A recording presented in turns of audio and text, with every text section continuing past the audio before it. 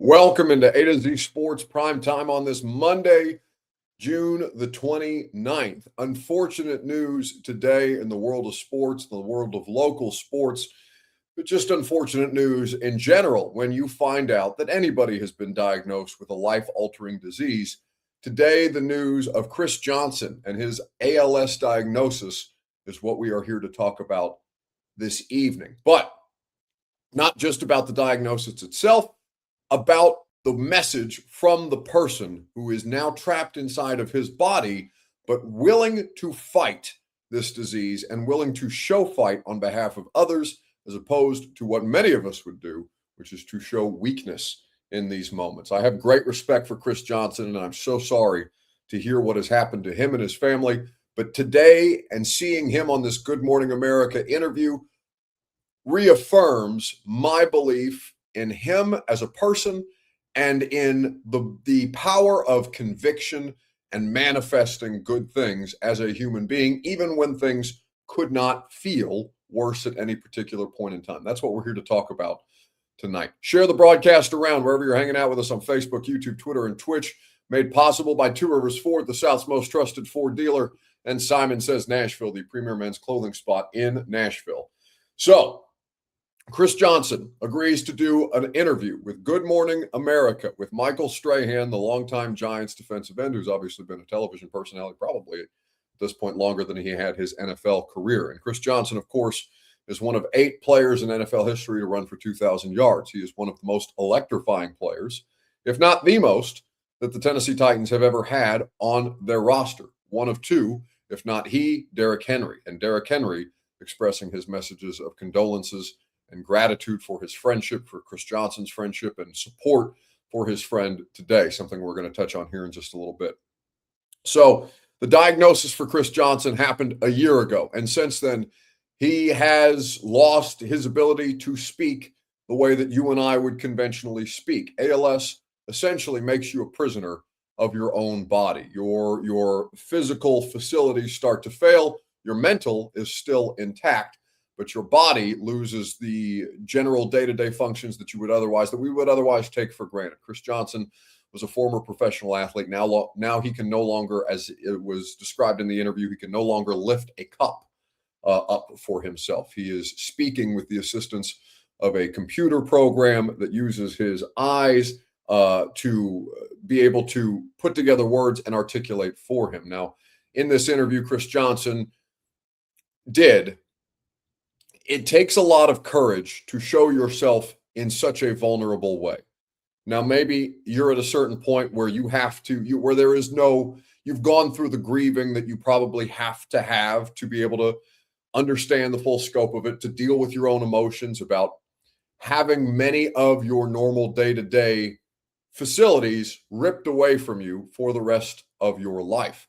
Chris Johnson does this interview and shows an incredible amount of bravery to speak on his condition and the condition that has impacted so many different lives across the world, but they don't necessarily have the platform, the public platform that Chris Johnson has. And the message that resonated with me, that resonated so strongly with me, was hearing Chris Johnson on why he decided to go and make this circumstance, this diagnosis for him so public after he and his family have been allowed to pull themselves together as best they can over the course of the last year and speak on the situation at hand. Chris Johnson said, though, and I'm paraphrasing here, though I am physically less than I used to be, I am still here. My mind is still here. The person that you know is still here. It's just the form has changed slightly. And when you see the video of him, it's not so slight. It's pretty jarring, the damage that this disease can do to the human body in just a year's time. And Chris Johnson, no different, especially when you associate a professional athlete as a figure of strength, as a figure of resiliency, and to see just how quickly that can turn on anybody, no matter who we are or what we did or do for a living. That part is so visceral. And you've seen messages of support from all over, not just the sports world, but from society for Chris Johnson and the fight that he is up against and the support that he will need to continue to have the strength to share that message as a representative now of a community who battles this particular disease. So his message, first and foremost, of "I'm still here," really resonated with me. We've had a lot of tragedy here in the last couple of months as a Titans and Titans adjacent, myself adjacent, but a Titans community. With the passing of Coach Dave McGinnis, which happened over a period of some weeks, where he looked like he might rebound and make it back from a difficult decision or a difficult situation that he was dealing with, and all of a sudden Mac was gone and in hospice care, and had about a week of runway before he ultimately left us in a tragic way, and it left a hole in all of our hearts. And then you see an otherworldly figure like Chris Johnson, who has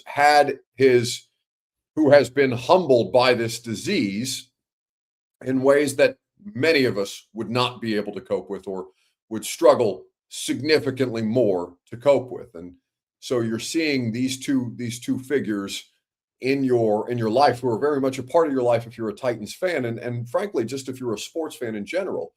You know Chris Johnson and the great things that he was able to accomplish. And the other component of this that really stuck out to me, beyond the tragedy that we as a community have experienced here in the last couple of months, not to make it about us and people's emotions, because many people expressing grief, many people expressing dismay about Chris Johnson's state of being, while Chris Johnson is up there to pose a figure of strength and of resiliency in a fight that he's going to give this disease everything that he has, and fight to battle through and to help raise more awareness, raise research money. By the way, ALS.org is where you can donate. I saw many people today donating $28 on behalf of number 28.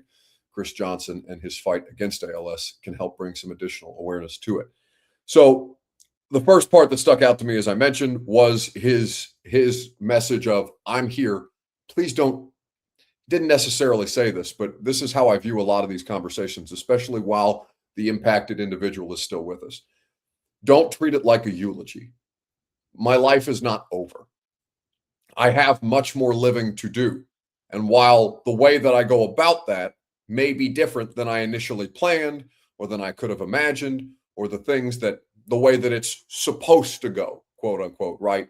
My life is still valid. I am still valid. I am here. And so that component of not eulogizing Chris Johnson, I think, is important today.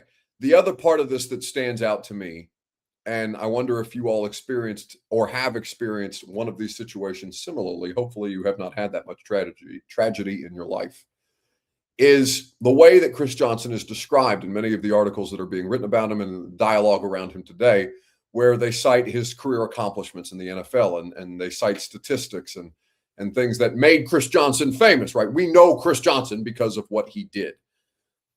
There is something to the idea of Chris Johnson, the football player, being impacted here, but he's not been a football player for a long time. He has been a husband and is a husband. He has been a father and is a father, a family member, a son, a nephew, right? Like all these different things that define you as a human being. And I talked about this a little bit on the radio show today, but that actually define you as a human being, as opposed to your career defining you. His career had many defining moments, of course, and gave us football fans, Titans fans, many defining moments for our lives. We remember where we were on many incredible Chris Johnson plays or moments or games in time across his career. And of course, the 2,000-yard season, one of only 8 players in NFL history to do it. But to have the conversation around Chris Johnson is also to make sure to remember that this is a human being first and foremost, and football is what he did. What you do is not who you are. I think a lot of times we can mix those things up very easily. I personally struggle with that myself. Who are you versus what do you do?